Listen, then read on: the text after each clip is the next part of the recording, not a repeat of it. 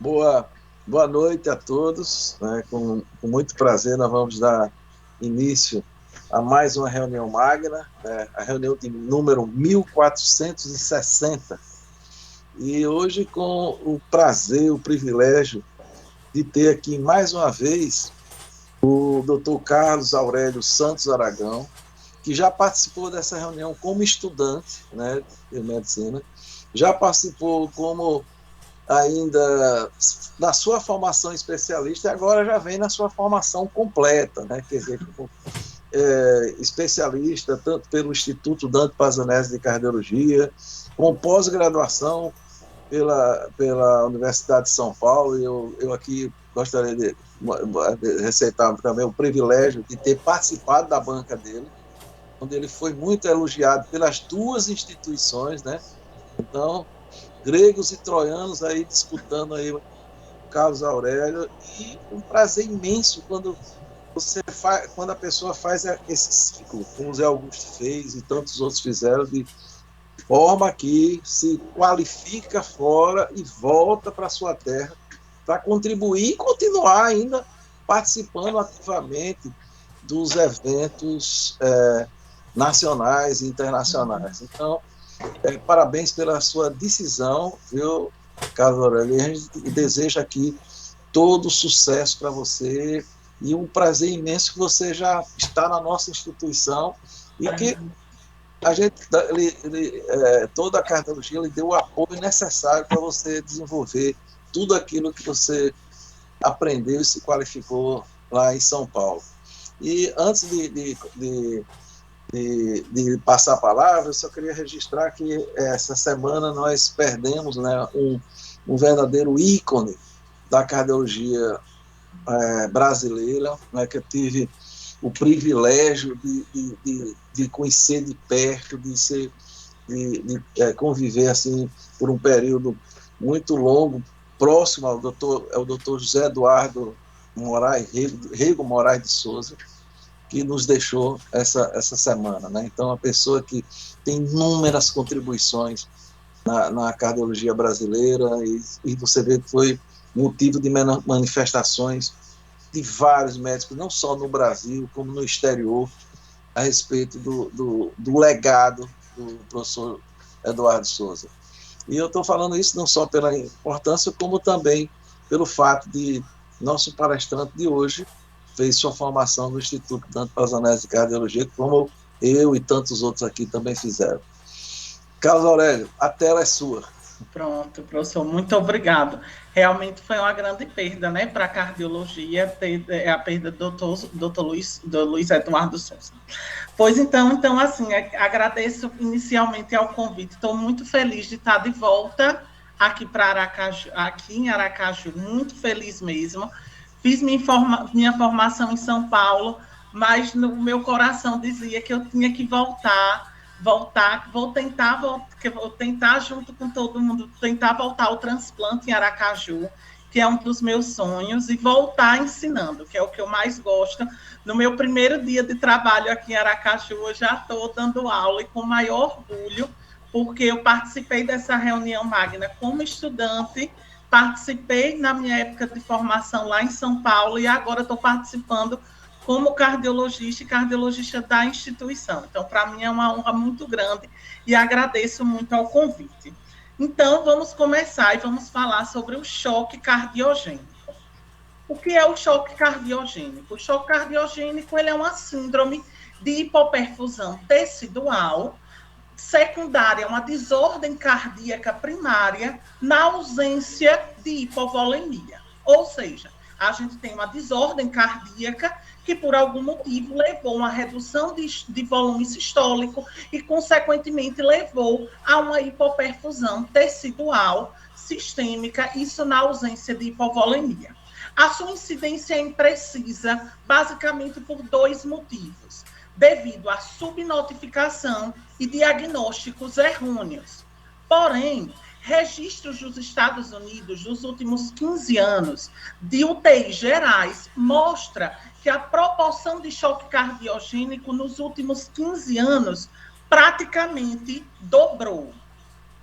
A principal causa de choque cardiogênico continua sendo o infarto agudo do miocárdio, né? O choque cardiogênico pós-infarto, sendo que 10% dos infartos agudos do miocárdio com supra-DST e 2,5% dos infartos sem supra-desnivelamento do segmento ST evoluem com choque cardiogênico.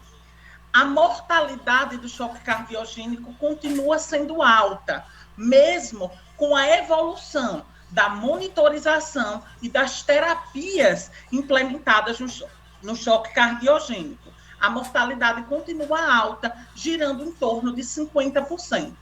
E os dados mais atuais da literatura mostram para a gente que, se sistematizarmos a monitorização e o tratamento do choque cardiogênico baseado em algoritmos, a gente pode melhorar o desfecho do paciente com choque cardiogênico. Esse estudo publicado no New England mostra para a gente que mesmo com a evolução do tratamento, com a evolução da monitorização no paciente chocado, a mortalidade do choque cardiogênico continua sendo alta, uma mortalidade que gira em torno de 50%, mostrando para a gente que choque cardiogênico é uma doença muito grave e uma doença em que tempo é primordial. Tempo é o nosso grande vilão, que a gente tem que tirar o tempo como esse vilão e ser o mais precoce possível nas estratégias terapêuticas, como viremos mais adiante. Então, qual é o passo a passo para a gente avaliar um paciente chocado e como tratar? A primeira coisa que a gente deve saber é se o paciente realmente está chocado.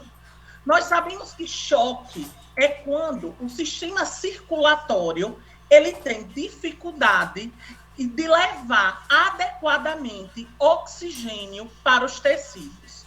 Ou seja, é um colapso circulatório que dificulta o oxigênio chegar aos tecidos, levando a uma hipoperfusão tecidual, alterações metabólicas, disfunções mitocondriais.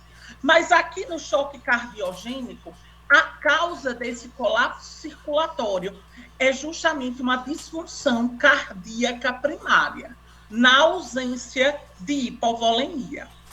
O diagnóstico clássico de choque cardiogênico, ele é baseado em critérios clínicos e critérios hemodinâmicos. Tanto os critérios clínicos como os critérios hemodinâmicos são critérios que levam aos achados de congestão e de redução do débito cardíaco. Quanto aos critérios clínicos, os critérios que denotam congestão são aqueles sinais e sintomas clássicos de dispneia paroxística noturna, ortopneia, bendopneia, turgência de jugulares, ascite, edema de membros inferiores, derrame pleural do tipo transsudato, ou hepatomegalia, ascite. Então, são sinais, sintomas que denotam congestão, que denotam aumento de pressões de enchimento do lado direito ou do lado esquerdo.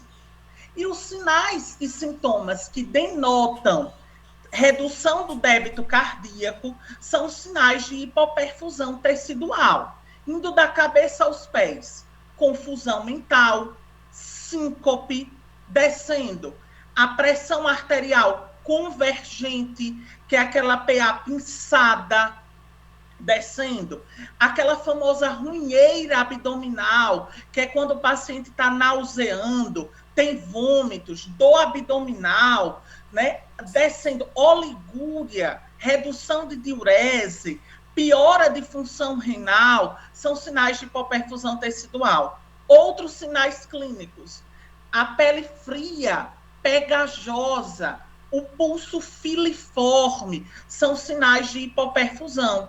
Como também existem sinais laboratoriais, como a hiperlactatemia, a queda da saturação venosa de oxigênio e queda também e aumento, do gap, que é a diferença arteriovenosa da pressão de gás carbônico, gap de CO2. Aqui eu destaco o lactato para o diagnóstico do choque cardiogênico. Nós sabemos que o paciente com insuficiência cardíaca mais crônica é um paciente que ele tem um sistema mais adaptado para converter o metabolismo aeróbico em anaeróbico. Ou seja, o paciente com insuficiência cardíaca, ele demora mais, o paciente com insuficiência cardíaca crônica, adaptado, ele demora para atingir o limiar anaeróbio, ou seja, ele demora para converter metabolismo aeróbico em metabolismo anaeróbico e, consequentemente, demora para elevar o lactato. Por isso que os parâmetros laboratoriais mais importantes e mais precoces antes do lactato é a saturação venosa central de oxigênio reduzida e o gap de CO2 mais aumentado, porque eles denotam o aumento da extração de oxigênio. Tá certo? Eu comparo muitas vezes o paciente com insuficiência cardíaca crônica com o paciente atleta de alta performance. O paciente com insuficiência cardíaca crônica é um paciente que já está adaptado e ele demora para converter o metabolismo aeróbico em anaeróbico. Ele demora, ou seja, os limiares anaeróbios dele, por exemplo, num teste cardiopulmonar, os limiares anaeróbios são mais tardios. E o paciente atleta de alta performance também, ele demora para atingir os limiares anaeróbios. Qual é a diferença do atleta de alta performance para o paciente com insuficiência cardíaca? É sua capacidade funcional. O VO2 pico do paciente com insuficiência cardíaca, ele é muito menor do que um paciente atleta de alta performance. Mas todos dois demoram para converter o metabolismo aeróbico em anaeróbico, mostrando para a gente que o lactato é um parâmetro mais tardio para o diagnóstico de choque cardiogênico, especialmente em pacientes com insuficiência cardíaca crônica que descompensou. Então, falei agora dos critérios clínicos, que são sinais e sintomas que denotam congestão ou redução do débito cardíaco. Já os critérios hemodinâmicos são também critérios que denotam para a gente congestão e redução do débito cardíaco.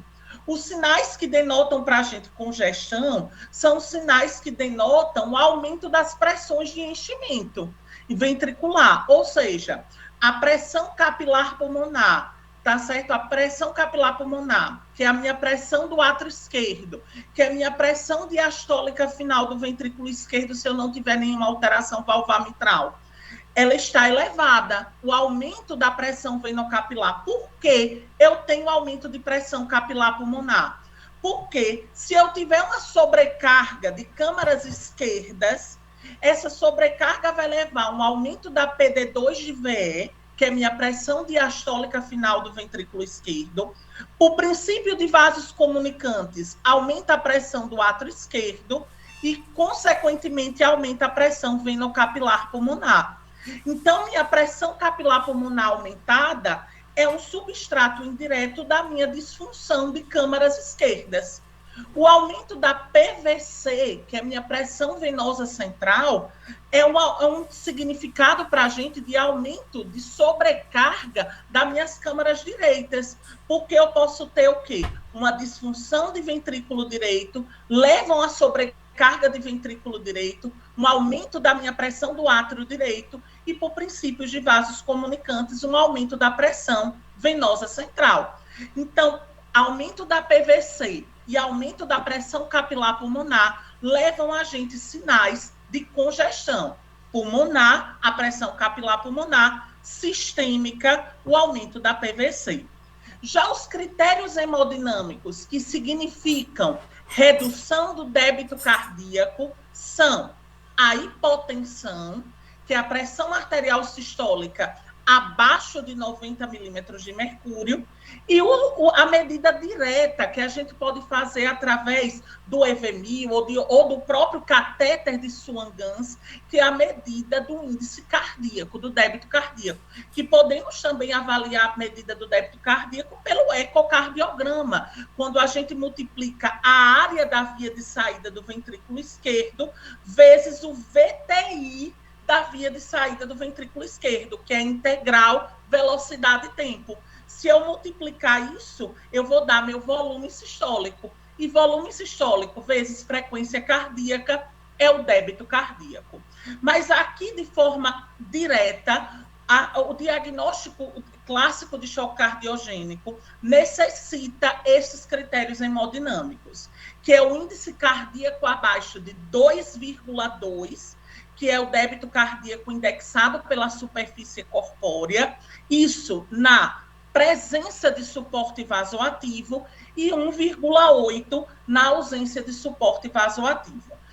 Então, em suma, o diagnóstico de choque cardiogênico ele é baseado em critérios clínicos e critérios hemodinâmicos, critérios esses que denotam congestão e redução do débito cardíaco.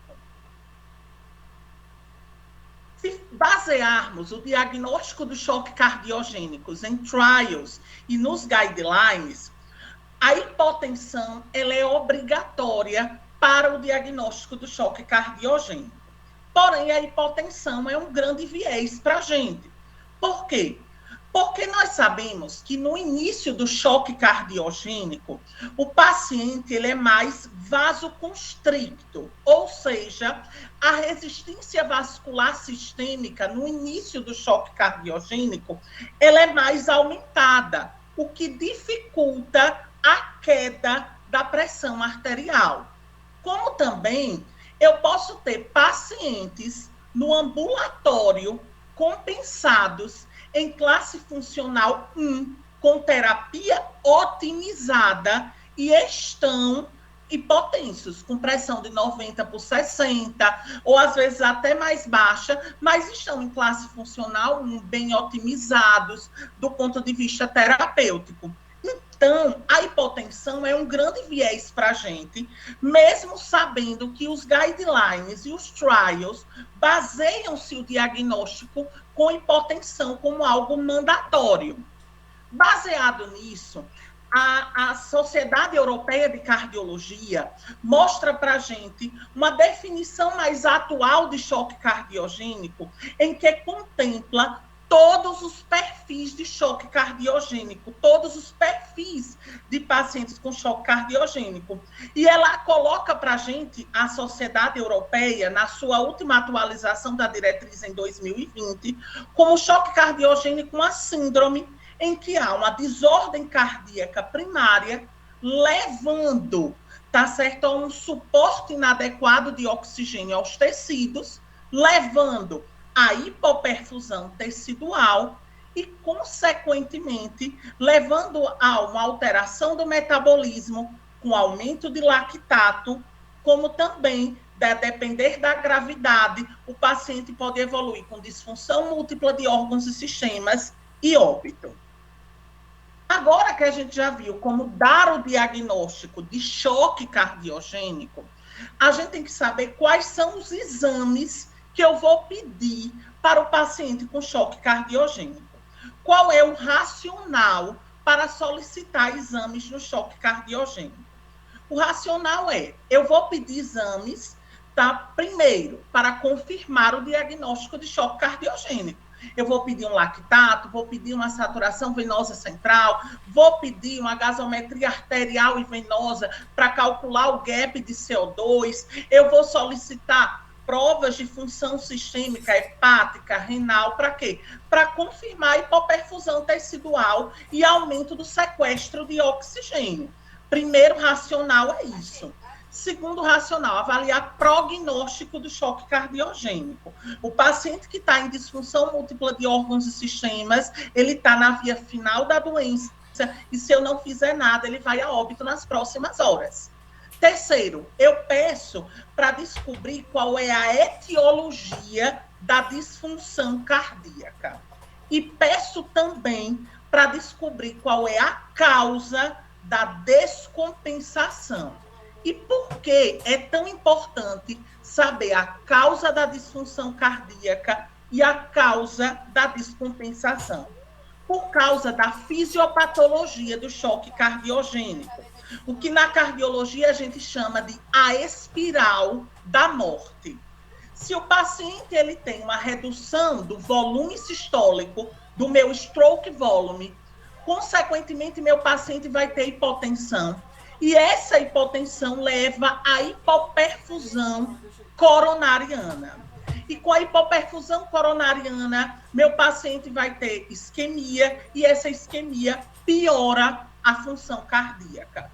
Como também, se eu tiver uma redução do stroke volume, do meu volume sistólico, para eu compensar essa redução do volume sistólico, eu vou ter uma vasoconstricção periférica. E essa vasoconstricção periférica leva a um aumento da resistência vascular sistêmica. E esse aumento da resistência vascular sistêmica aumenta a pós-carga. E se eu aumentar a pós-carga, eu vou aumentar a resistência que meu ventrículo tem para ejetar o sangue. Consequentemente, se eu tiver um aumento da pós-carga, eu pioro a performance cardíaca, porque eu dificulto a ejeção do meu sangue. Como também é importante a gente salientar que se eu tiver um aumento da pós-carga por aumento da resistência vascular sistêmica, eu vou ter um aumento da pressão diastólica final do ventrículo esquerdo, por princípio de vasos comunicantes, aumento da pressão do átrio esquerdo e, consequentemente, aumento de pressão venocapilar pulmonar. Se eu tenho um aumento da pressão venocapilar pulmonar, eu tenho um aumento da pressão hidrostática no leito venocapilar pulmonar. Com o aumento da pressão hidrostática, eu tenho extravasamento de líquido para os espaços intersticiais e alveolares do pulmão, levando a um edema pulmonar. E este edema pulmonar leva o paciente à hipoxemia. Hipoxemia piora a performance cardíaca. Então, se não interrompermos essa espiral, meu paciente invariavelmente evoluirá a óbito. Baseado nisso, nessa evolução da doença, existe esta nova classificação de choque cardiogênico, que é uma classificação baseada nos estágios, na evolução da doença. Essa classificação foi proposta pela Society Cardiovascular and Angiography Intervention, que é SCAI, para a gente íntimo em português. Essa classificação do SCAI mostra para a gente os estágios do choque cardiogênico. E a gente tem o estágio A de at risk, ou seja, é o paciente que está em risco de desenvolver choque cardiogênico. É aquele paciente, por exemplo, que infartou. É o paciente, por exemplo, que tem uma insuficiência cardíaca compensada no ambulatório, mas que, se tiver uma má aderência ao tratamento, uma infecção, uma isquemia miocárdica, esse paciente pode evoluir para uma descompensação e até choque cardiogênico. É um paciente, por exemplo, que pode estar até no hospital internado em insuficiência cardíaca descompensada, perfil B de bola, que é aquele paciente que não tem hipoperfusão tecidual, não está precisando de suporte inotrópico ou mecânico, mas é um paciente que pode evoluir para choque cardiogênico. Então, o estágio A é de at risk, é o paciente que tem risco de desenvolver choque cardiogênico. O estágio B de bola é o B de beginning, ou seja, ele está começando a evoluir para um choque cardiogênico. Ou seja, o paciente está virando choque cardiogênico. Esse estágio B é aquele paciente que está taquicárdico, hipotenso, mas ele ainda não tem sinais e sintomas de hipoperfusão tecidual, que é o estágio C de casa. O estágio C de casa é o choque cardiogênico clássico, classic. Então, esse C de clássico é porque eu tenho já sinais de hipoperfusão tecidual. Eu já tenho alterações laboratoriais como hiperlactatemia, eu já tenho queda da saturação venosa central de oxigênio, tenho aumento do gap de CO2, já tenho piora de função renal secundária à hipoperfusão tecidual, já tenho, por exemplo, uma hepatite por hipoperfusão hepática. Então, esse choque cardiogênico é o choque cardiogênico clássico. Já o estágio D de dado é D de deterioring, é aquele paciente que está deteriorando, piorando o quadro clínico. É aquele paciente que, mesmo com suporte inotrópico, mesmo com suporte até mecânico, ele está piorando, ele está evoluindo com piora de funções orgânicas e sistêmicas. Esse paciente está piorando o quadro clínico a despeito de suporte inotrópico ou mecânico. E o estágio E é aquele extremes, é aquele extremo do choque cardiogênico. É aquele paciente que já está com disfunção múltipla de órgãos e sistemas, é o paciente que teve uma morte súbita abortada, esse paciente ele está gravíssimo. No estágio D de dado e no estágio E, se eu não aumentar o suporte nas próximas horas, o paciente vai evoluir para óbito. Então, esses estágios, eles são importantes para a gente saber em que ponto o paciente está dessa espiral, para que eu intervenha precocemente e muitas vezes até impeça que ele evolua para um choque cardiogênico clássico. Mas, na prática, a gente utiliza a classificação de Intermax. O que é essa classificação de Intermax? É a classificação que foi baseada no registro, o registro Intermax. Essa classificação não foi uma classificação criada para choque cardiogênico. Ela foi uma classificação criada para avaliar qual é o melhor momento para eu implantar um suporte circulatório mecânico. Então, essa classificação de Intermax diz para a gente, tá certo, qual o melhor momento para eu implantar um balão, para eu implantar uma ECMO, para eu implantar uma Centrimag, para eu implantar um Tandem Heart, para implantar um Impella. Então, qual é o melhor momento para implantar? Na classificação Intermax, quanto maior o número, melhor. Intermax 1 é o meu choque cardiogênico grave e refratário ao tratamento. O Intermax 2, ele é aquele paciente que está piorando a despeito do suporte inotrópico ou mecânico. O Intermax 3 é o paciente que está estável às custas de inotrópico ou de suporte circulatório mecânico. O Intermax 4 é aquele paciente que tem sintomas no repouso. Intermax 5 é o paciente que tem intolerância aos esforços. Intermax 6 é o paciente que tem limitação aos esforços. E o Intermax 7 é um paciente em classe funcional 3 da New York Heart Association. Então, se formos comparar a classificação de SCAI com a classificação de Intermax, nós temos que o paciente em estágio E, ele é como se tivesse Intermax 1. O estágio D de dado, como se tivesse Intermax 2. E o C, como se tivesse Intermax 3. Agora que a gente já viu a classificação, o diagnóstico de choque cardiogênico e as classificações de choque cardiogênico, eu vou falar um pouco sobre a microcirculação no choque cardiogênico. A gente sabe que no início do choque cardiogênico, o paciente ele é mais vasoconstricto.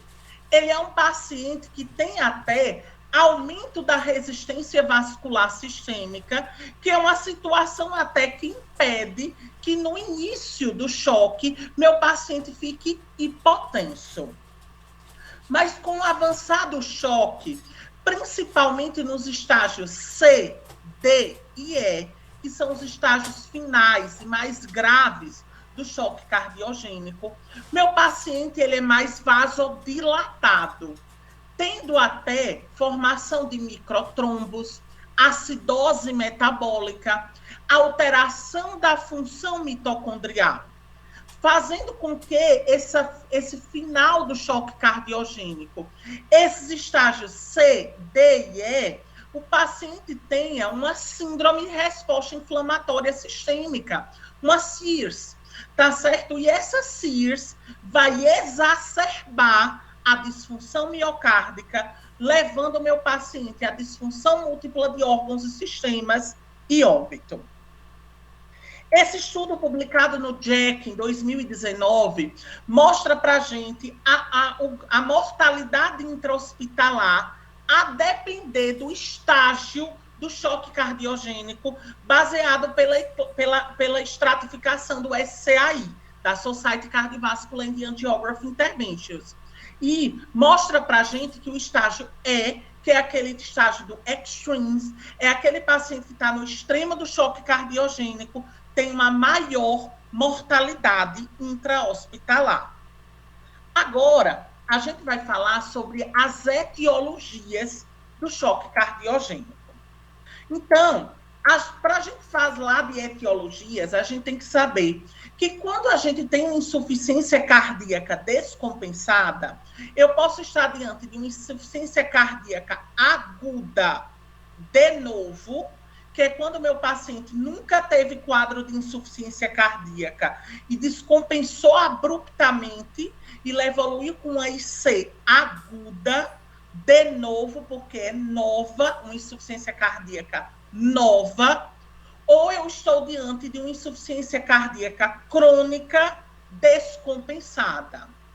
No caso da insuficiência cardíaca aguda, de novo, a principal causa, que é, inclusive, a principal causa de choque cardiogênico, é o infarto agudo do miocárdio.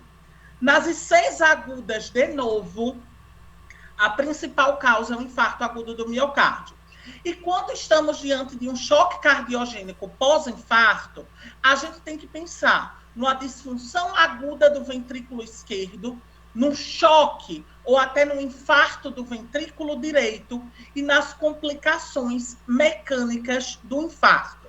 Que essas complicações mecânicas podem ser uma insuficiência mitral aguda secundária à rotura de músculo papilar, pode ser uma comunicação interventricular pós-infarto ou até de uma ruptura de parede do ventrículo esquerdo. Ou seja, se estivermos diante de um choque cardiogênico pós-infarto, é primordial a presença do ecocardiograma, para que a gente avalie esses diagnósticos diferenciais, complicações mecânicas, infarto do VD e disfunção aguda do ventrículo esquerdo.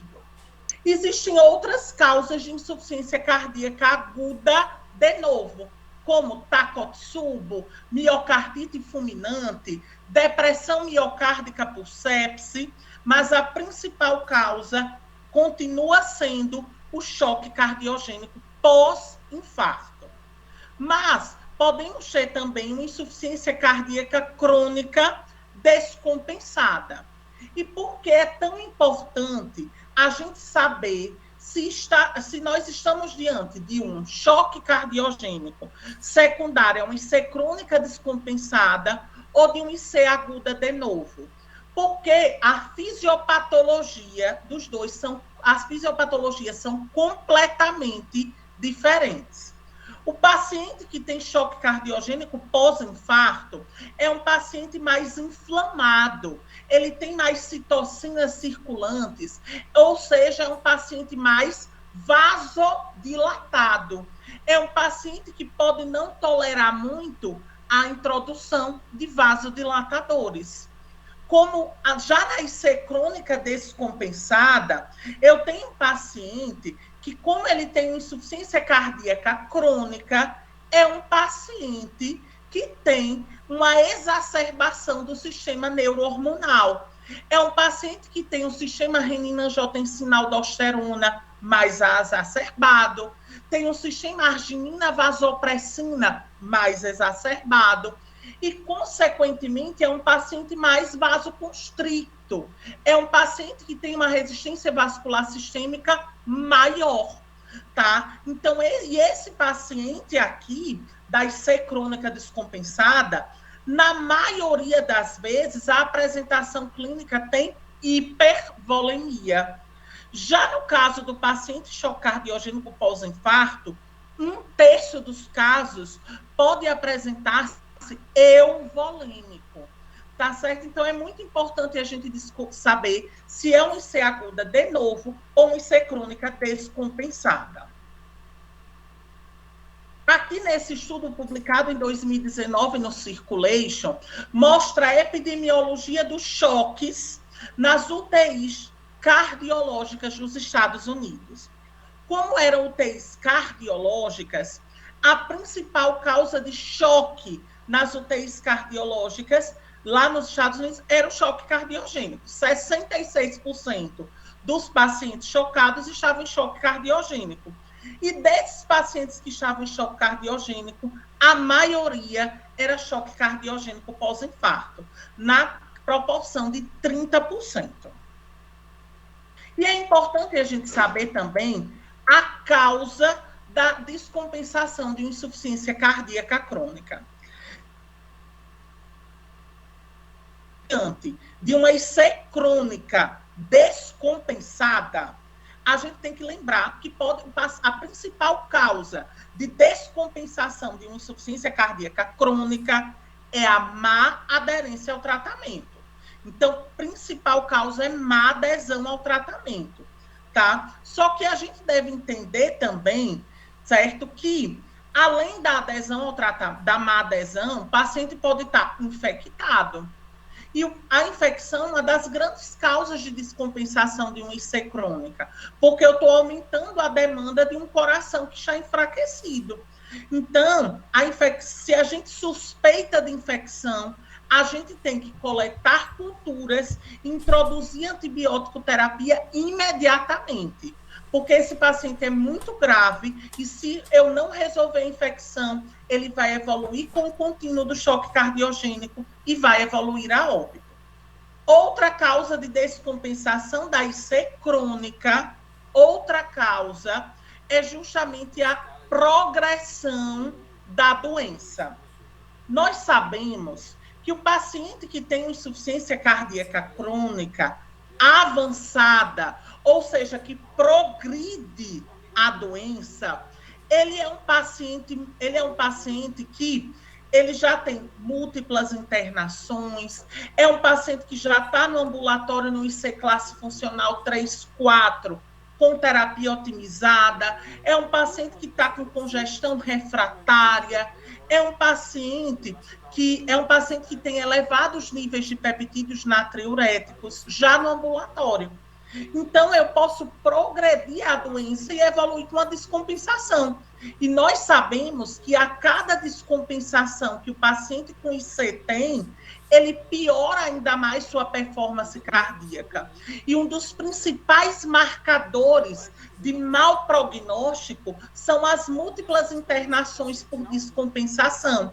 Então, a gente tem que ter em mente que se eu tiver outros critérios de mau prognóstico, meu paciente pode estar descompensando a insuficiência cardíaca pela própria progressão da doença.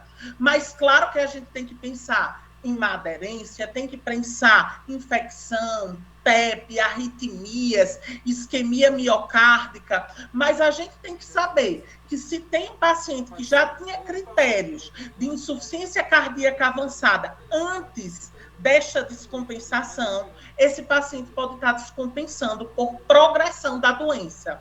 E esse paciente vai precisar, além de suporte para debelar essa descompensação, esse paciente vai precisar de uma terapia definitiva, que pode ser o transplante cardíaco, o dispositivo de assistência ventricular de longa permanência ou até cuidados paliativos. Agora vamos falar do tratamento do choque cardiogênico. Os princípios da terapia baseiam-se nesta fórmula, que é o DO2. DO2 é o delivery, a oferta de oxigênio aos tecidos. O DO2 é igual ao conteúdo arterial de oxigênio vezes o débito cardíaco. Então, para eu ter uma oferta de oxigênio adequada aos tecidos, eu preciso ter um conteúdo arterial de oxigênio adequado e preciso ter um débito cardíaco adequado. O conteúdo arterial de oxigênio depende de quê? Ele depende do oxigênio, então eu não posso estar com o paciente hipoxêmico. Se o paciente tiver hipoxêmico, eu tenho que oferecer oxigênio terapia, tá? E depende também da hemoglobina, porque é a hemoglobina que transporta esse oxigênio. Então, para eu ter um conteúdo arterial de oxigênio adequado, eu não posso estar hipoxêmico e não posso estar anêmico. É importante salientar que a oferta de oxigênio não pode ser indiscriminada. Por quê? Porque o oxigênio em excesso, ele pode aumentar radicais livres e, consequentemente, pode piorar a inflamação e a performance cardíaca. Como também já está provado que oferecer sangue de forma desenfreada, sem critérios, o paciente também tem pior prognóstico por mais inflamação. E uma coisa importante que a gente tem que saber, se eu estou diante de um paciente com insuficiência cardíaca avançada e eu estou oferecendo um suporte hemoterápico, eu tenho que saber que essa transfusão pode sensibilizar o meu paciente a ponto de gerar anticorpos, e esses anticorpos podem gerar rejeição no futuro transplante cardíaco, tá? Então, eu tenho que lembrar desse detalhe, que eu não posso transfundir de forma desenfreada, porque também piora o prognóstico, mas eu também não posso deixar o paciente anêmico. Não existe um consenso na literatura qual é o ponto de corte de hemoglobina que a gente vai oferecer sangue, por exemplo. Tá? Não existe um ponto de corte, mas tá certo, a maioria dos estudos observacionais, ou seja, são geradores de hipótese, mostram para a gente que a hemoglobina abaixo de 9 é uma hemoglobina que eu posso dar suporte hemoterápico. Porém, muitas vezes o paciente já tem uma hemoglobina de 9 crônica. Então, não é esse paciente que eu vou transfundir, tá certo? Mas sempre lembrar que para eu ter um conteúdo arterial de oxigênio adequado e, consequentemente, ter uma oferta de oxigênio adequada, eu não posso ter um paciente hipoxêmico nem anêmico. Já o débito cardíaco, ele é frequência cardíaca vezes o volume sistólico. Antes de eu falar como otimizar o volume sistólico, eu tenho que falar do cronotropismo, da frequência cardíaca. E isso eu falo não só para o choque cardiogênico, eu falo para qualquer tipo de choque. Se o paciente está chocado, ele tem um aumento da demanda cardíaca. Então, ele precisa de uma frequência cardíaca mais elevada. Então, se eu tenho um paciente chocado, seja choque séptico, seja choque cardiogênico, seja um choque obstrutivo, se eu tenho um paciente com frequência cardíaca baixa, ele está piorando, tá certo? Por quê? Porque ele precisa aumentar a frequência cardíaca para suportar a demanda do choque. Muitas vezes a gente vê um paciente que tem está no pós-operatório imediato de uma troca valvar aórtica e fez um BAVT por inflamação lá na troca da válvula. E aí a gente vê um paciente com frequência cardíaca de 30 e está lá chocado, hipotenso. Aí a gente quer dar volume, não, ele precisa de cronotropismo, ele precisa dar um pacing para aumentar a frequência cardíaca. E aqui no choque cardiogênico é a mesma coisa. Se eu estou diante de um paciente chocado e está com frequência cardíaca de 70, ele precisa de mais. Eu tenho que aumentar essa frequência cardíaca, seja com isoproterenol, seja com pacing, mas ele precisa aumentar a frequência cardíaca. E o volume sistólico? O volume sistólico, para eu aumentar o meu volume sistólico, eu preciso ter a otimização da pré-carga, a otimização da pós-carga e a otimização da contratilidade miocárdica. E como é que a gente otimiza a pré-carga? A gente otimiza a pré-carga mantendo o paciente euvolêmico. Ou seja, eu tenho que otimizar a pré-carga, tá certo? Para que meu paciente não fique nem hipovolêmico, nem hipervolêmico. Por quê? Se ele está hipovolêmico, esse paciente não vai ter o estiramento das fibras miocárdicas e, pela lei de Frank-Starling, não vai ter uma adequada ejeção ventricular.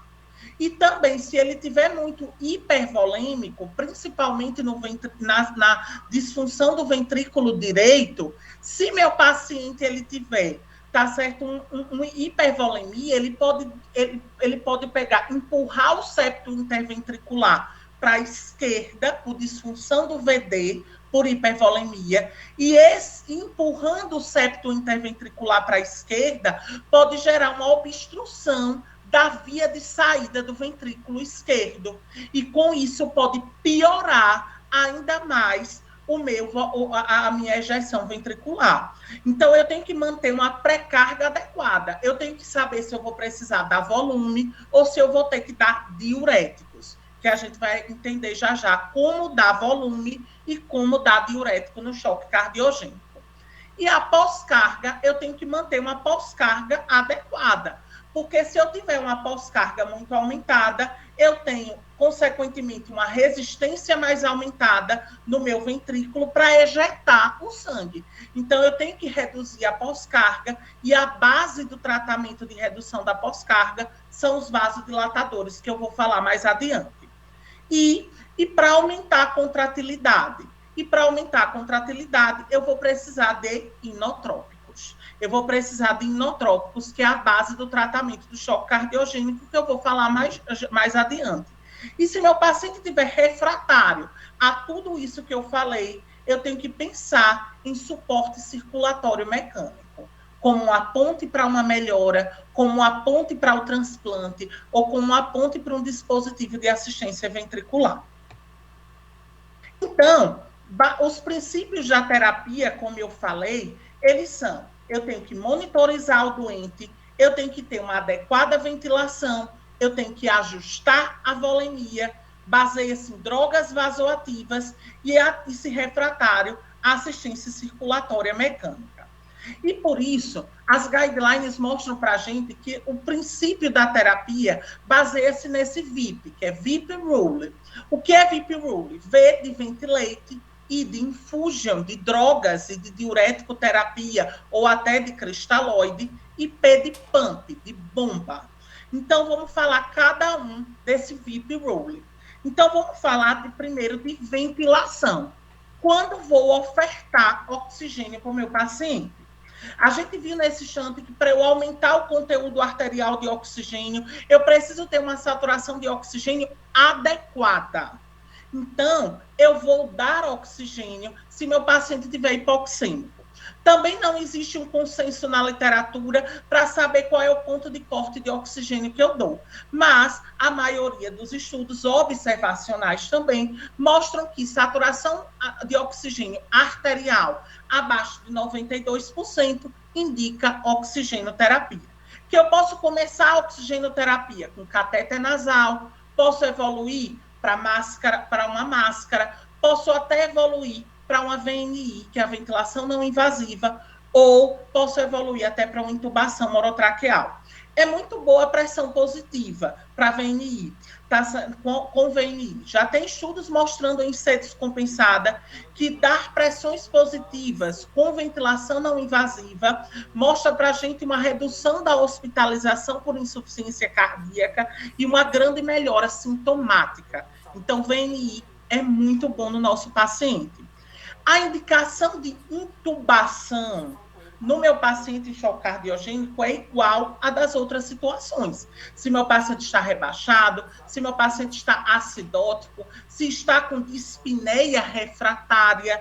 Então, se esse meu paciente está com dispneia refratária, a despeito de VNI, está na hora de eu intubar esse doente. Tá certo? E quando a gente intuba esse paciente, a gente tem que pensar numa ventilação mecânica protetora. Então, volume corrente abaixo de 6 ml por quilo, uma pressão média de vias aéreas abaixo de 13 e uma PIP, que é a pressão expiratória final, adequada para manter a oxigenação de forma adequada.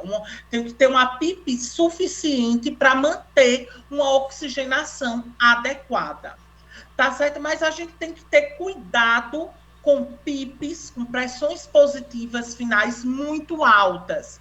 Porque se eu tiver PIPs muito altas, especialmente no paciente que tem disfunção do ventrículo direito, isso pode prejudicar com tanta pressão positiva. Primeiro, pode gerar um colapso do ventrículo direito. E segundo, pode prejudicar o retorno venoso. Tá certo? Então, especialmente no paciente que tem disfunção do ventrículo direito, eu tenho que ter cuidado com a pressão positiva. E quando a gente for intubar durante a indução e durante a manutenção da sedação, a gente tem que ter cuidado com drogas cardiodepressoras. E aqui eu chamo a atenção do Propofol. Propofol no paciente que tem choque cardiogênico não pode. Tá certo? Tem até estudos mostrando que na indução, ou às vezes até no paciente que eu vou cardioverter, eu posso dar o Propofol. Mas no paciente com choque cardiogênico, esse paciente já tem um ventrículo muito ruim. Esse paciente, eu não posso deprimir ainda mais esse meu ventrículo. Então, cuidado com Propofol. Evite Propofol na indução e na manutenção durante a ventilação mecânica. Agora, eu vou falar um pouco sobre diurético terapia e infusão de líquidos. Tá certo?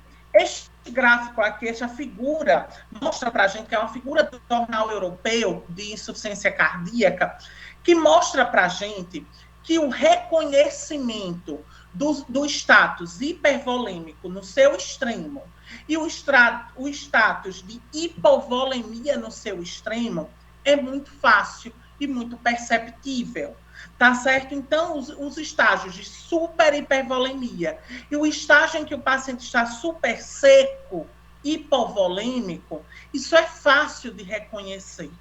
Agora, se eu estou no intermediário, é difícil o reconhecimento.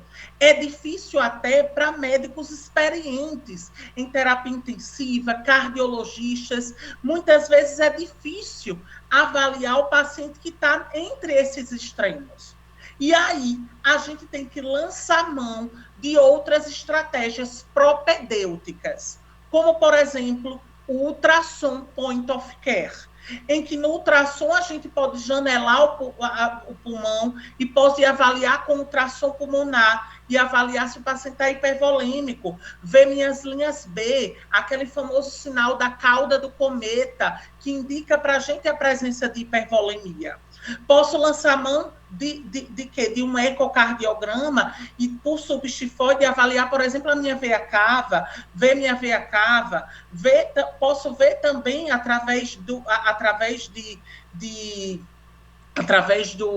outros exames, de outras manobras invasivas, avaliar exames que detectam fluido responsividade, como a variação do volume sistólico, o delta PP, que é a variação da pressão de pulso, tá certo? A variação da pressão de pulso, que são alguns sinais que indicam para a gente fluido responsividade.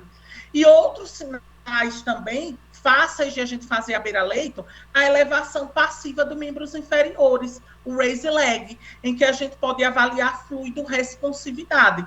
Então, juntando esses parâmetros que a gente pode ter de volemia, através de um ultrassom point-of-care, através de avaliação da veia cava, e juntando com parâmetros de fluido responsividade, eu posso avaliar se meu paciente está precisando de diurético ou se está precisando de infusão de líquido. Mas aí vocês podem me perguntar, eu vou infundir líquido no paciente com choque cardiogênico? Posso infundir, sim.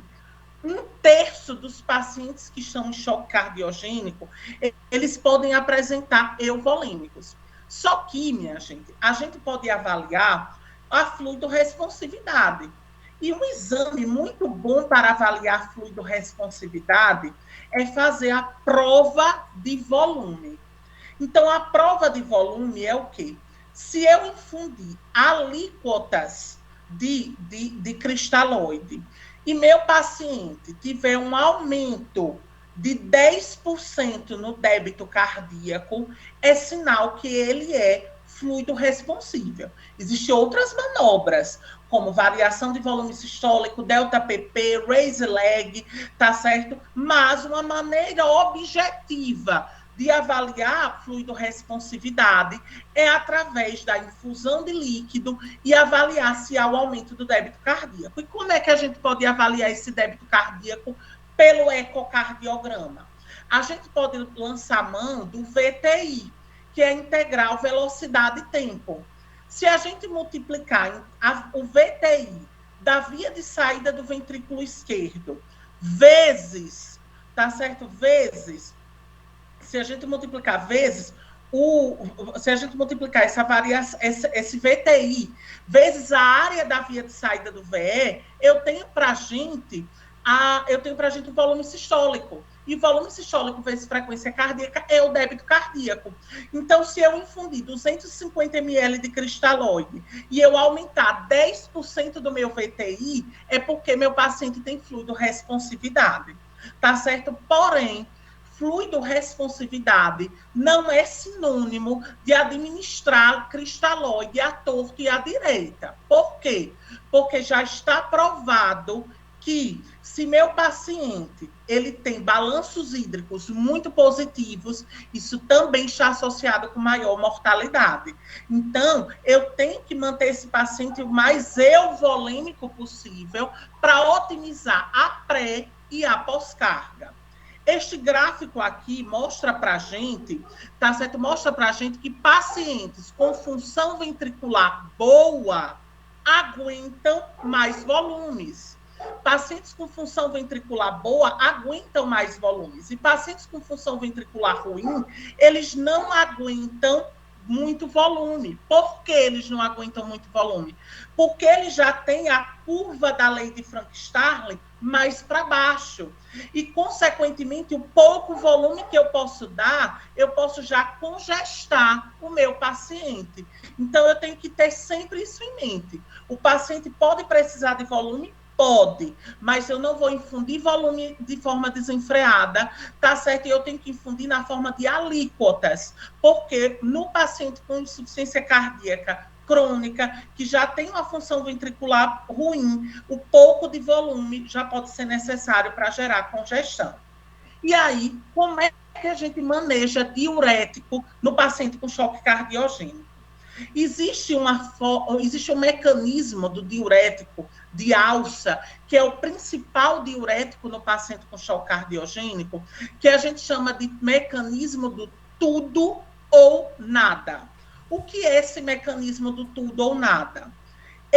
O paciente que está usando diurético de alça, ele tem que atingir uma concentração mínima do diurético para atingir o poder diurético. Então, por exemplo, se eu tenho um paciente que, para ter poder diurético, ele precisa de 60 miligramas de furosemida, de 3 ampolas de furosemida. Se eu der 2 ampolas de furosemida, ele não vai ter poder diurético. Se eu der 3, ele vai ter poder diurético. E se eu der mais que 3 ampolas, ele vai aumentar o poder diurético? Não, porque o mecanismo de ação do diurético de alça é de tudo ou nada. Ou eu atinjo o limiar, a concentração mínima de diurético para ter um poder diurético, ou eu não atinjo. Então, se eu aumentar a dose do meu diurético, se eu der, por exemplo, 4, 5 ampolas para esse paciente, ele vai ter o mesmo poder diurético de um paciente, do paciente que recebeu 3 ampolas. E cada paciente tem seu limiar diurético. Cada paciente tem sua concentração mínima para atingir o poder diurético. É tanto que os pacientes com insuficiência cardíaca crônica, que já têm o uso crônico de diuréticos de alça, esses pacientes, eles já têm uma resistência ao diurético de alça. E esses pacientes precisam cada vez mais de doses maiores de diuréticos de alça. E o principal mecanismo de resistência ao diurético de alça é a hipertrofia e hiperplasia das células tubulares do túbulo contorcido distal. É por isso que quando eu estou diante de um paciente com resistência ao diurético de alça, eu tenho que administrar um diurético tiazídico. O diurético tiazídico, por quê? Porque as células tubulares do túbulo contorcido distal estão ávidas para serem bloqueadas e, consequentemente, ter poder diurético, certo? E o diurético tiazídico é uma coisa muito importante que a gente tem que entender. A gente tem muito medo de usar diurético por causa da piora de função renal. A gente tem que saber que o paciente com piora de função renal na insuficiência cardíaca, ele pode piorar a função renal ou por hipovolemia, ou por hipervolemia, que é a minha síndrome cardiorrenal tipo 2, ou por baixo débito cardíaco. Então, sempre que eu estiver diante de um paciente que piorou a função renal na insuficiência cardíaca, eu tenho que avaliar a volemia dele. Porque o paciente pode estar hipovolêmico e eu precisar dar volume, porque ele piorou a função renal para o pré-renal. Como também ele pode estar piorando a função renal por congestão da veia renal, que isso é por causa de hipervolemia. E aí eu tenho que dar diurético. E se eu der diurético, eu posso melhorar a função renal, certo? E tem que ter um cuidado muito importante. Muita gente tem medo de usar o diurético tiazídico nas disfunções renais. Não é para ter medo. A gente sabe que a taxa de filtração glomerular abaixo de 25, com o diurético tiazídico, ele não tem um poder antihipertensivo, mas poder diurético ele tem. Então, ele tem poder diurético se tiver uma taxa de filtração glomerular abaixo de 25. E, principalmente, no paciente que tem resistência ao diurético de alça, que ele precisa de diurético tiazídico por causa da hipertrofia e hiperplasia das células tubulares do túbulo contorcido distal. Então, a mensagem desse gráfico é o quê? Que eu tenho que atingir uma concentração mínima de diurético. E com avançada insuficiência cardíaca, esse paciente vai tendo uma concentração mínima sempre maior, mostrando que ele vai precisar cada vez mais de diurético de alça, que é um mecanismo de resistência ao diurético de alça. Aqui, o gráfico A, eu já mostrei, que foi a curva do tudo ou nada. Já o gráfico B de bola mostra para a gente, tá? Mostra para a gente, nesse estudo publicado no New England, de 2017, que foi um estudo de revisão, mostra para a gente que o pico de ação do diurético de alça endovenoso, ele é menor do que o do diurético de alça por via oral. O diurético de alça por via oral, ele atinge até um platô. Então, muitas vezes, a gente está lá com um paciente com IC descompensada e a gente dá o diurético de alça, ele urina, tem uma grande diurese, tem um litro e meio de diurese, e aí ele fica horas sem urinar. Aí a gente fica pensando, será que é por causa da piora do choque que eu estou precisando aumentar o suporte inotrópico ou de vasodilatador? Ou será por causa do diurético? Muitas vezes é por causa do diurético, porque muitas vezes a gente só precisa encurtar o intervalo entre um diurético de alça e outro, porque o pico de ação do diurético de alça ele é bem menor do que o diurético por via oral. E o poder, a potência do diurético endovenoso, ele é o dobro do poder do diurético por via oral. Então, a gente tem que ter isso em mente.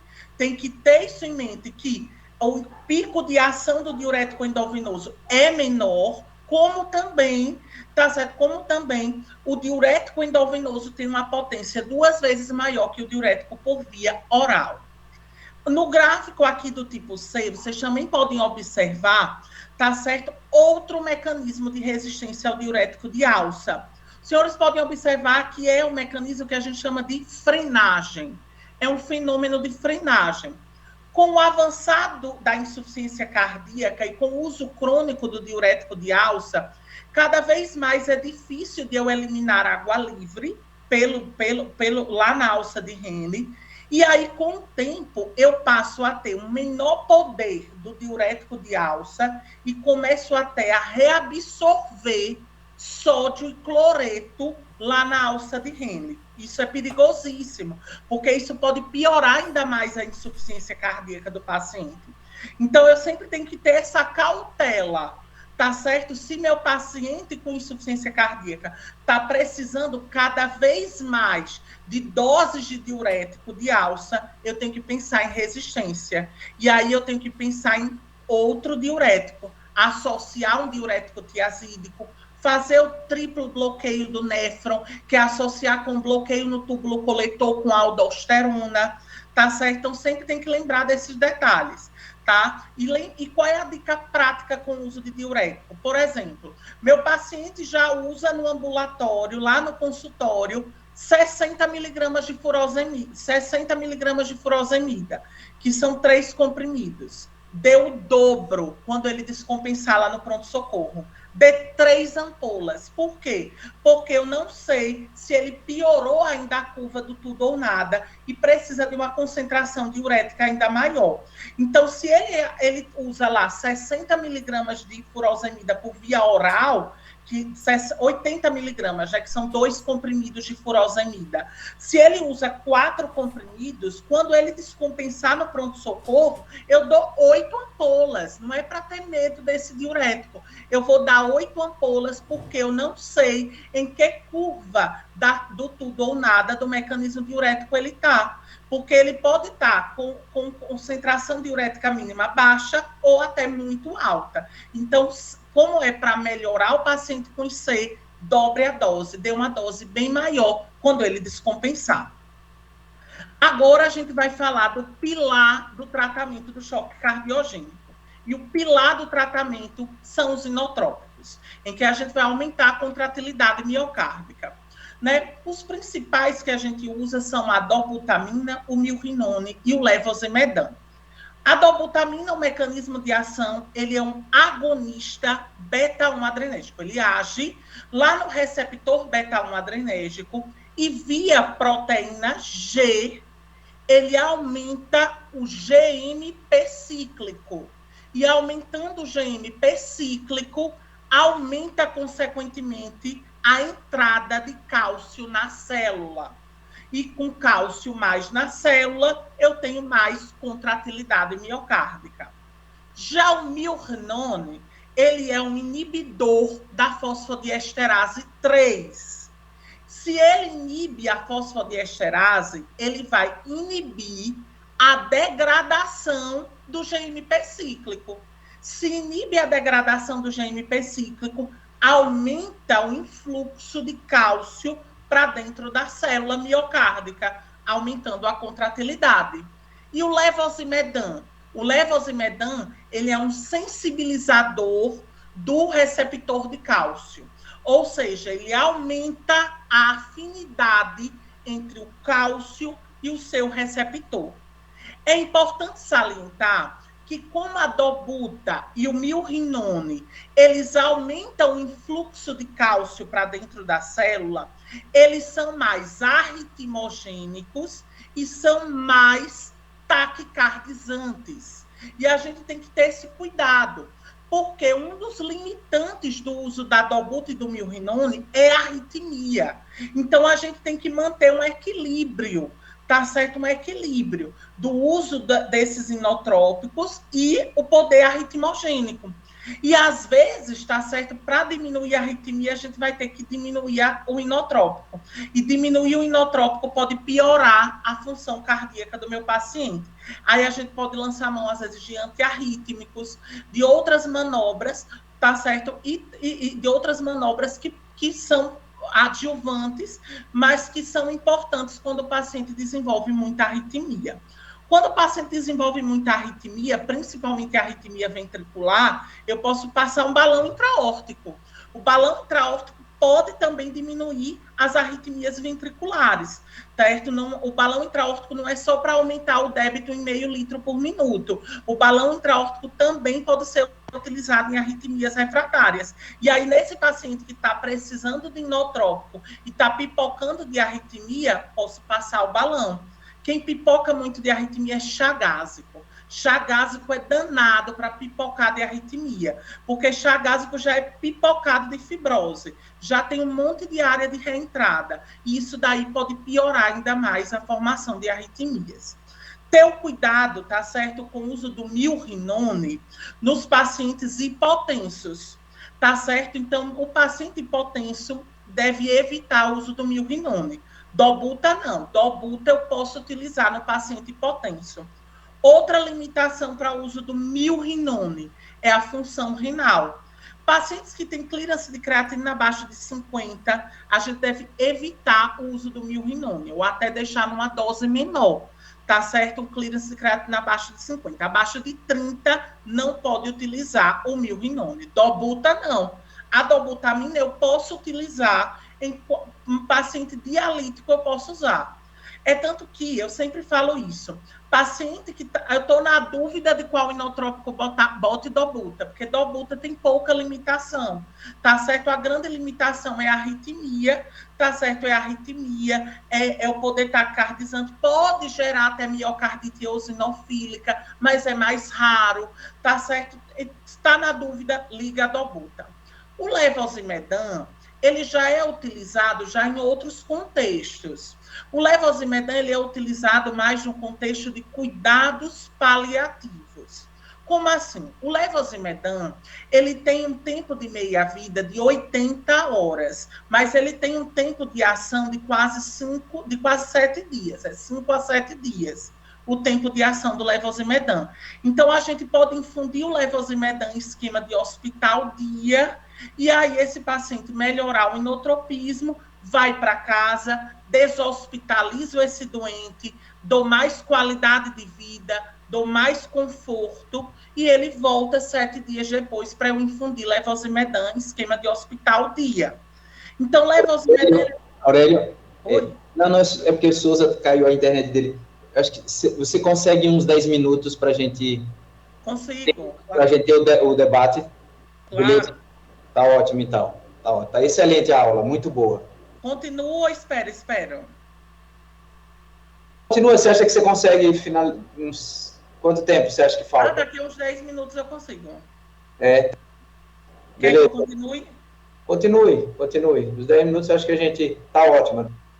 Então tá bom, pronto. Já tô, faltam uns 10, 15 minutos eu acabo. E aí, o que é que acontece? O levosimedan, ele é muito bom no contexto do paciente em cuidados paliativos. Por quê? Tá certo? Justamente por isso. Pelo tempo de meia-vida, eu posso deshospitalizar o doente, melhorando qualidade de vida e dando mais conforto ao doente, certo?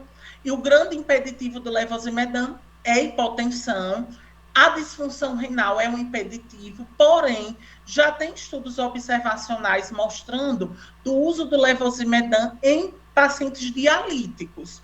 Eu posso utilizar nesse contexto de cuidados paliativos, que melhora a qualidade de vida, mas sempre utilizar uma dose menor, porque eu posso piorar os efeitos adversos do levosimedan nos dialíticos.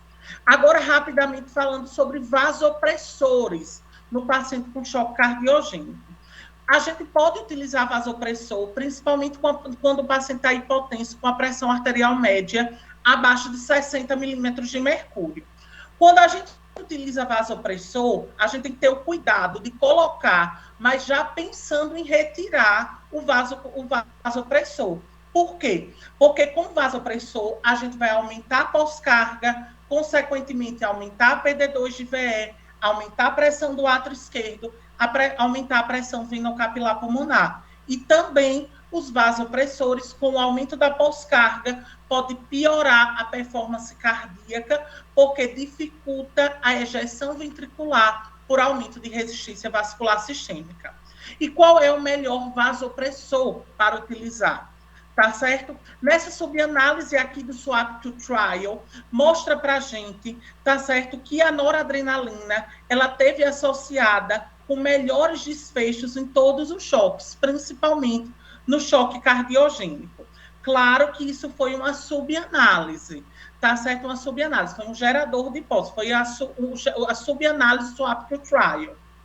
Aqui nesse estudo que comparou epinefrina com norepinefrina, aqui nesse estudo publicado em 2018 no JACC, mostra para a gente que a epinefrina teve associada com mais choque cardiogênico refratário, quando comparado com a noradrenalina, mostrando que a noradrenalina é melhor para uso nesses pacientes.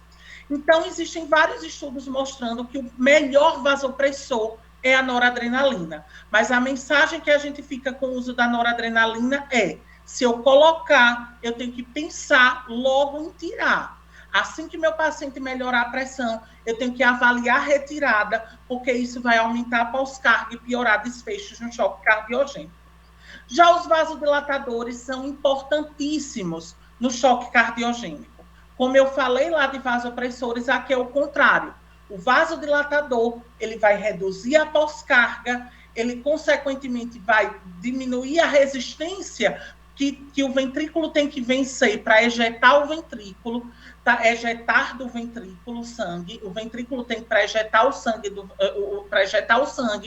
então é muito bom o vasodilatador, além de melhorar as pressões de enchimento e, consequentemente, ter melhora sintomática. Aqui nesse estudo publicado no JACC em 2008, com 175 pacientes, mostrou para a gente o benefício do vasodilatador, inclusive no contexto combinado de morte e hospitalização por insuficiência cardíaca, quando a gente comparou nitroprusiato com outros vasodilatadores. Inclusive, os pacientes que usaram nitroprusiato, eles toleraram mais doses de vasodilatadores orais, tá certo, na alta hospitalar. Aqui esse estudo, que foi uma subanálise do ALARME-HF, foi com nitroglicerina, mostrando também benefício da nitroglicerina, tá certo, nesses pacientes com choque cardiogênico. E qual eu vou escolher? Vou escolher o nipride ou o tridio? Depende. Existem estudos teóricos, ou seja, estudos mecanísticos, que mostram que os pacientes em choque cardiogênico pós-infarto, o uso do tridio pode gerar roubo de fluxo coronariano, e aí o melhor seria utilizar a nitroglicerina. Mas quando a gente avaliou estudos, tá certo, com desfechos duros, não teve diferença o uso entre nitroglicerina e o nitroprusiato. E aí, eu já fiz tudo isso, dei inotrópico, dei vasodilatador, fiz o suporte volêmico desse paciente, e esse paciente continua pior. Está na hora de eu chamar o time do choque, que é o choque time. Tá certo? Esse estudo publicado em 2020 no Jornal Europeu de Insuficiência Cardíaca mostra para a gente que no choque cardiogênico, ele dividiu em 3 tipos de centros tratadores, entre aspas, de choque cardiogênico. O nível 1 era aquele paciente que tinha especialistas em insuficiência cardíaca, era o paciente que tinha cirurgia cardíaca 24 horas, tinha hemodinâmica 24 horas e tinha suporte de cuidados paliativos. Esse daqui é o centro nível 1. O nível 2 é aquele que não tem cirurgia 24 horas, mas tem hemodinâmica 24 horas. E o nível 3 são aqueles centros periféricos que eles tratam pacientes menos graves em choque cardiogênico. E o paciente em choque cardiogênico, ele poderia transitar desses níveis a depender do estágio do choque cardiogênico em que ele está. E tem estudos mostrando que a presença do choque TIM, a presença de uma discussão incorporada com o cardiologista clínico especialista em insuficiência cardíaca, associado com o hemodinamicista e o cirurgião cardíaco, isso daí tem melhores desfechos no paciente. Assim como a gente pensa o heart TIM para válvula, para coronária, a gente tem que pensar no choque cardiogênico, que é uma doença que mata muito e tem uma mortalidade de 50%. Tá certo? Então, a gente tem que saber, nesse momento de refratariedade, tem que pensar no suporte circulatório mecânico. E esse suporte circulatório mecânico, foi por isso que foi criado o registro Intermax. A classificação Intermax, como eu falei anteriormente, ela diz para a gente qual é o melhor momento para implementarmos o suporte circulatório mecânico. E ele mostra para a gente que os pacientes em Intermax 4 ou 5 são os pacientes muito bons para receberem terapias definitivas, como dispositivo de assistência ventricular de longa permanência, como HeartMate 2, 3 ou HeartWare, ou até o transplante cardíaco. E o melhor paciente para receber essa terapia é o Intermax 3. Já os pacientes que estão em Intermax 1 e 2, eles estão muito graves. Então, eu tenho que pensar no suporte circulatório mecânico de curta permanência, para quê? Como ponte para que ele melhore, ou como ponte para essas terapias definitivas, como o transplante, o dispositivo de assistência ventricular. É importante salientar que o implante, tá certo, desses dispositivos de assistência circulatória mecânica de curta permanência, sem ponte, ou seja, sem pensar numa terapia definitiva, eles não devem ser encorajados. Então, o uso de suporte circulatório mecânico de curta duração, sem ponte para uma melhora, sem ponte para uma candidatura, para um transplante ou para um dispositivo, ou sem ponte para transplante ou dispositivo, o uso desses dispositivos não deve ser encorajado. E aqui aula de suporte, eu posso dar em outro dia uma aula de suporte circulatório mecânico, né? Falar sobre o balão, a ECMO, falar sobre Impella, Tandem Heart, falar sobre o XCO, falar sobre Centrimag, porque isso seria outra aula, porque isso é um mundo muito grande. E a gente tem que escolher esse suporte circulatório mecânico a depender do grau do choque. Porque, a depender do grau, esses dispositivos vão dar um suporte específico. Por exemplo, a ECMO vem no arterial, dá um suporte de 4,5 litros por minuto. O balão dá de meio a 1 litro por minuto. O Impella, dependendo do Impella mais comum, é o Impella CP, que ele dá um suporte em torno de 3,7 a 4 litros por minuto. Né? A Centrimag dá um suporte de 8 litros por minuto. Então, a depender do grau do choque, a gente dá o suporte circulatório mecânico. Por isso que é boa a integração entre o especialista de C, o cardiologista clínico, o cirurgião cardíaco e o hemodinamicista, para a gente escolher qual é o melhor suporte e dar o melhor desfecho ao paciente. Então, como mensagens finais, aqui como take home messages, a gente mostra aqui, o choque cardiogênico é grave, alta mortalidade em torno de 50%. A gente deve reconhecer todas as fases do choque. Por isso que é interessante o uso da classificação da SCAI para a gente avaliar desde os pacientes que têm fatores de risco até o choque cardiogênico extremo, que é aquele momento mais grave, de refratariedade, que a gente tem que agir em horas, assim o paciente morre. Né? E o choque TIM tem impacto no prognóstico, permitindo a seleção do dispositivo mais adequado e pensar nas terapias definitivas, que pode ser o transplante, o dispositivo de longa permanência né, os ventrículos artificiais ou os cuidados paliativos. Certo, minha gente? Muito obrigada.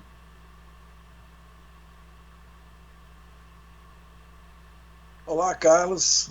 Parabéns aí pela apresentação, muito rica, né? Não só em detalhes fisiopatológicos, como de forma de tratamento, do valor prático, e sem dúvida nenhuma, nós vamos querer, né, Zé Augusto, um dia aí que você nos conceda aqui uma aula sobre o suporte circulatório mecânico, a gente precisa disso aí. Eu antes de passar aqui, de abrir aqui rapidamente para eu acho que uma discussão rápida, né, diante do adiantado da hora, eu queria chamar a atenção de um sintoma interessante que você citou, que é a bendopneia. Lembrando que a bendopneia foi descrito recentemente, isso é de 2014, se eu não me engano, é um artigo que parece que está no JACC, né? E que chama a atenção que é aquela dispneia, quando a pessoa flete, né, quando a pessoa se encurva para frente. E um dado interessante é aquela descrição do indivíduo que tem dificuldade em calçar meia ou amarrar os sapatos, porque vem a dispneia.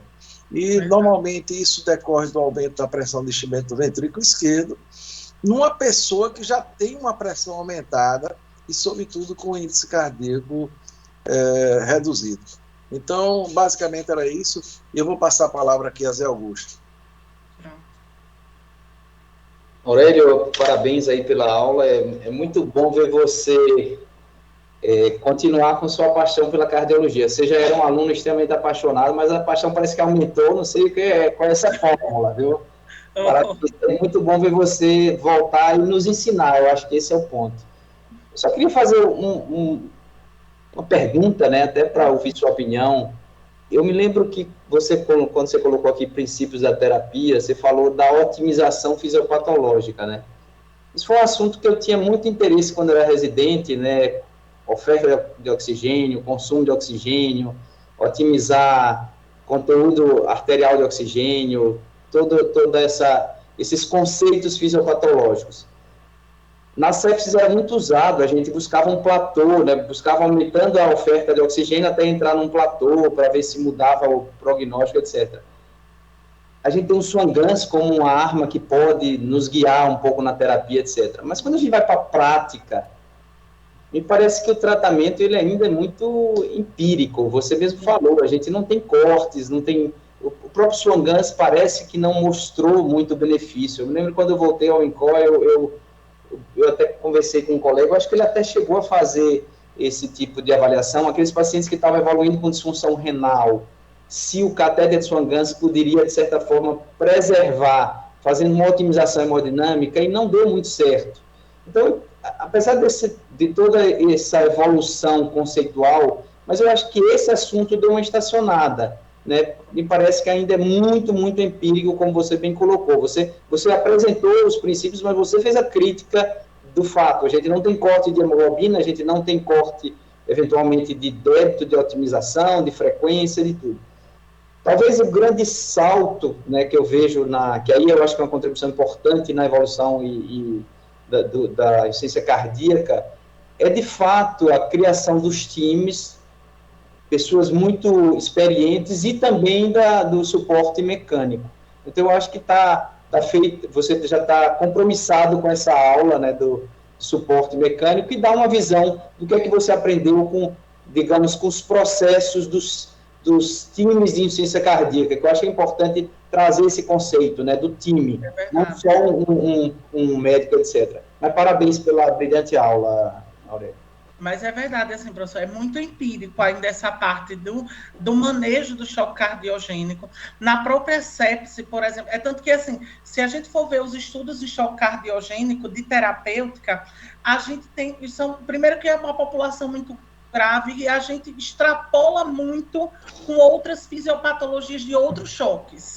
E, às vezes, a gente mistura coisas do choque séptico, que tem também na fisiopatologia do choque cardiogênico, tem uma parte mais vasodilatadora no choque cardiogênico. Aí muita gente incorpora, extrapola dados também. Então, assim, dados de outros choques no choque cardiogênico. Então, ainda realmente não teve uma grande evolução nessa parte dessa parte de monitorizar. Tem como monitorizar. Já tem vários aparelhos, EVMIO, né, outros aparelhos que tentaram monitorizar. Agora, assim, que avaliam essa monitorização, mas como afinar, como a gente vai pegar esses dados e transformar no paciente, ainda a gente não evoluiu muito nisso. E a gente estacionou e continua nesse jeito. E aí é que tem a arte da gente examinar o doente, pegar o doente, de ver a diurese dele lá na UTI, não ficar olhando só os números lá, né? Tem que a gente pegar o doente, pegar a mão dele, pegar o pulso, ver o pulso dele, sentir o pulso dele, ver PAI, avaliar levantamento de pernas. Então, é uma arte muito grande. É tanto que choque cardiogênico, insuficiência cardíaca, por mais que a gente tenha diretriz, é muito individualizado, né? Cada paciente é um tipo de paciente, é um paciente mais vasodilatado, é um paciente mais vasoconstricto. Então, tem que estar à beira-leito, pegar o doente, esquecer, não pensar só nos números, juntar os números junto com a avaliação clínica, que é importantíssima. Perfeito. Obrigada. Ótimo. Exato. A pergunta que eu ia fazer é exatamente isso. Quanto de armamento você precisa para tratar o doente à luz do que tudo que você falou, né? Então, você veja que, apesar de todo esse armamento, o tato clínico, né, de quem tem experiência, sem dúvida nenhuma, é fundamental. Com certeza. Bem, então, Aurélia, eu queria que mais uma vez lhe parabenizar pela excelente apresentação, parabenizar pelo retorno à nossa cidade, pelo ingresso na nossa instituição, né?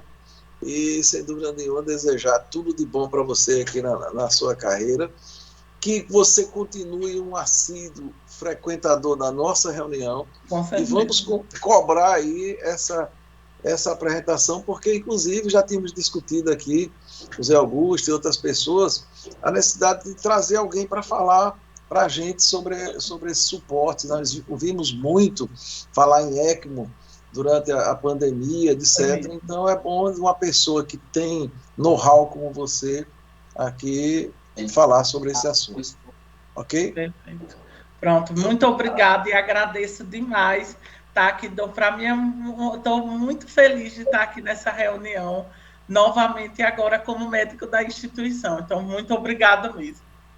Ô, Aurélia, boa noite também. Eu gostaria de lhe parabenizar. E você conhece o carinho que eu tenho por você desde o certo período, né? Verdade. E na nossa clínica médica. E aí, eu queria informar também que a Aurélia está entrando na nossa Liga de Cardiologia. Eu agradeço a ele e a todos que aderiram à nossa Liga. Nós estamos organizando.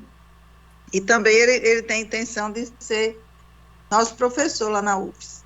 Então, ele vai seguir os passos aí do professor Souza e do professor Zé Augusto, nessa caminhada para... Da professora Joselina. Para mim é uma honra ter esses meus espelhos aqui. Então, você está vendo que não é nenhum convite, é uma convocação, é diferente, viu? Com certeza, com o maior gosto. Quero voltar ensinando. Eu sempre falei isso, para me realizar profissionalmente, eu quero estar trabalhando com cardiologia, trabalhando com paciente, mas ensinando, que essa sempre foi minha paixão. Hein? Sem dúvida.